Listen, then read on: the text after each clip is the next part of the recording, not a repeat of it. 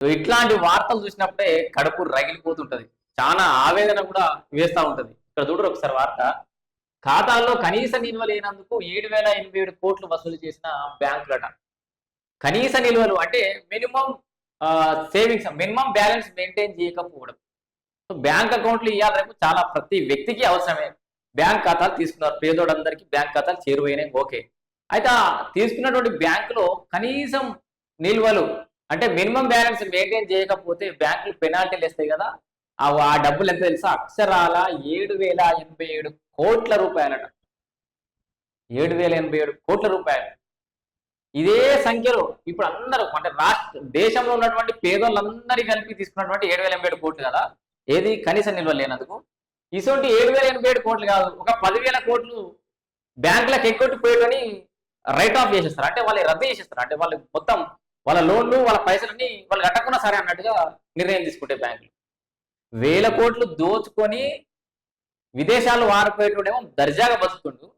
ఇదే దేశంలో ఉంటూ ఇదే దేశానికి కాంట్రిబ్యూట్ చేస్తూ రెక్కల కష్టం చేస్తూ ఈ దేశ నిర్మాణంలో భాగస్వామ్యం అవుతున్నటువంటి పేదలు అకౌంట్లలో కనీసం ఒక 500 కూడా మెయింటైన్ చేయలేక కష్టాలు పడుతున్నటువంటి పేదల దగ్గరికి వెళ్ళి ఈ పెనాల్టీ వసూలు చేసేది. కేంద్ర ప్రభుత్వం దీన్ని ఎందుకు ఒక స్పష్టమైన నిర్ణయం తీసుకోదు? ప్రభుత్వమే దానికి కావాలంటే మీరు ఆ ప్రభుత్వం నుండి పే చేయండి కావాలంటే.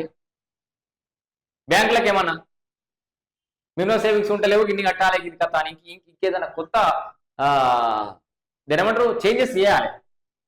ఇక్కడ చూడండి, ఖాతాల్లో కనీస నిల్వ లేని కారణంగా కస్టమర్లపై వడ్డింపుల ద్వారా బ్యాంకులకు గత ఆర్థిక సంవత్సరం 2025-26లో మొత్తం ఒక 2025-26 సంవత్సరానికి సంబంధించి 7,087 కోట్ల ఆదాయం అట. అందులో ప్రైవేట్ బ్యాంకుల వసూలు ఎంత?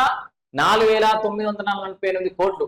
మరి ప్రభుత్వ రంగ బ్యాంకుల వసూలు ఎంత? 2,019. ఈ ప్రభుత్వ రంగ బ్యాంకులన్నా మందలించరాదా ప్రభుత్వానికి? వాటిని సముదాయించరాదా? వాటికైనా ఏదో ఒక రకమైన విధానాలు రూపొందించరాదా? అసలు వాళ్ళేది ప్రైవేట్ బ్యాంక్ కానీ ప్రభుత్వ బ్యాంక్ కానీ ఒక స్పష్టమైన విధానం తేండి. పేదోడు 500 కూడా మెయింటైన్ చేయలేని పరిస్థితులు ఉన్నోడు వాడు పెనాల్టీ కట్టుండేది. నాకు అర్థం కాదు. ఎంత దరిద్రంలో ఉన్నాం మనం భారతదేశంలో, ఒకసారి అర్థం చేసుకోరు. ఇక్కడ ఈ విషయంపై రాజ్యసభలో ఓ సభ్యుడు అడిగిన ప్రశ్నకు ఆర్థిక శాఖ సహాయ మంత్రి పంకజ్ చౌదరి లిఖితపూర్వకంగా సమాధానం ఇచ్చారు. 2025-26లో సేవింగ్స్ కరెంట్ అకౌంట్లలో కనీస సగటు నిల్వ లేని కారణంగా రుసుము వసూలు ద్వారా హెచ్డిఎఫ్సి బ్యాంకు అత్యధికంగా 1,798 కోట్లట. ఒక్క హెచ్డిఎఫ్సి బ్యాంకే. యాక్సిస్ బ్యాంక్ ఇంత 1,081 కోట్లు ఆదాయం లభిస్తుందని మంత్రులు తెలిపారు. సో ఇంత దారుణంగా. సో ఇట్లాంటి విషయాల మీద గొంతెత్తాల్సిన అవసరం ఉంది దేశ ప్రజలంతా.